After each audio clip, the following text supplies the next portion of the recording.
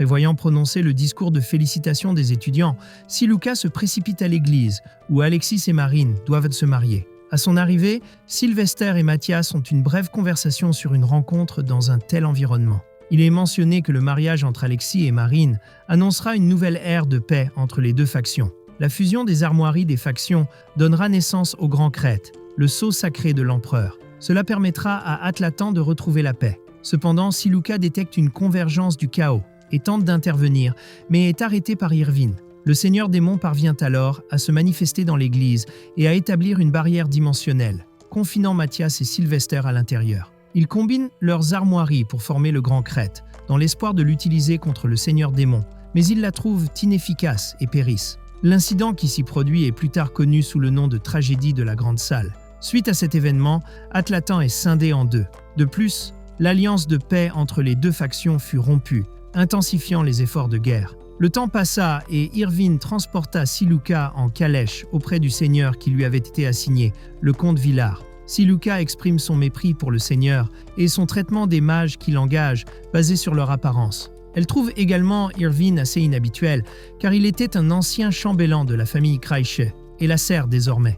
Irvine cherchait ainsi à se racheter de ses actes envers elle lors du mariage. À ce moment-là, la calèche fut arrêtée par un groupe de soldats envoyés par un seigneur allié à l'Alliance. Bien qu'attaquer une mage avant le début de son contrat viole le pacte, les soldats ne s'en soucièrent pas. En réponse, Siluca se prépara au combat. À ce moment, un homme à cheval nommé Théo arriva et tenta d'intervenir auprès des soldats, mais en vain. Grâce à son blason et à son escrime, Théo parvient à disperser les soldats. Désormais seul, Théo et Siluca engagent la conversation et se présentent. Interrogé sur son blason, Théo affirme l'avoir gagné en tuant des démons, ce qui incite Siluca à demander quel genre de monde il espère créer avec. Il répond que sa terre natale, Sistina, souffre d'une forte concentration de chaos, qui engendre de nombreux démons. De plus, la tyrannie du seigneur Rossini y est un autre problème majeur. Théo souhaite donc embellir son blason et revenir aider son peuple. Siluca salue l'ambition de Théo, mais exprime honnêtement ses doutes quant à sa capacité à atteindre son objectif. Au lieu de prêter allégeance à Rossini pour accéder à la seigneurie, Théo envisage de se lancer dans la voie difficile consistant à accroître la puissance de son blason par sa propre force. Impressionné par cette détermination, Siluca accepte d'aider Théo. En récitant une incantation d'invocation enchantée, Siluca invoque la bête du chaos Tartarus. Perplexe quant à la raison de Siluca, elle affirme que si Théo parvient à la vaincre et à absorber son noyau, il sera promu chevalier. Bien que perturbé par cette action audacieuse, Théo consent à la combattre et déclare que s'il devait périr au combat, il enterrait Siluca. La mage trouve cette remarque amusante et déclare qu'elle ne voudrait pas qu'il en soit autrement.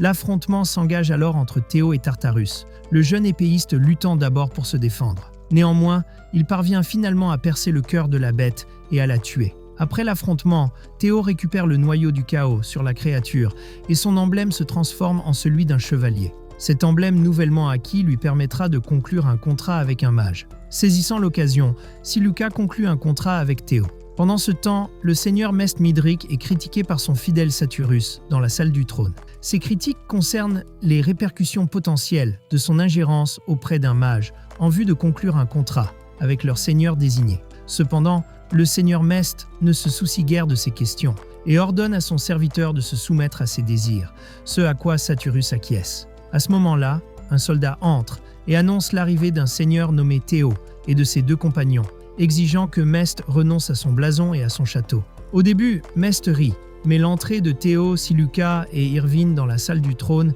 ainsi que la trahison de son serviteur Saturus, modifient sa réaction. Tirant son épée, Mest tente d'attaquer Siluca, mais Théo intervient pour la protéger, et Irvine le soumet en lui plantant un couteau sous la gorge. Mest renonce alors à son blason et à son château. Plus tard, Mest quitte son ancien territoire à cheval. Avec le Crète et le château en sa possession, Saturus jure fidélité à Théo. Siluca déclare également qu'au lieu d'entamer des négociations avec les seigneurs locaux, Théo rejoindra l'Union. Cette décision vise à concrétiser son projet, même s'il croit mourir avant qu'il ne se réalise.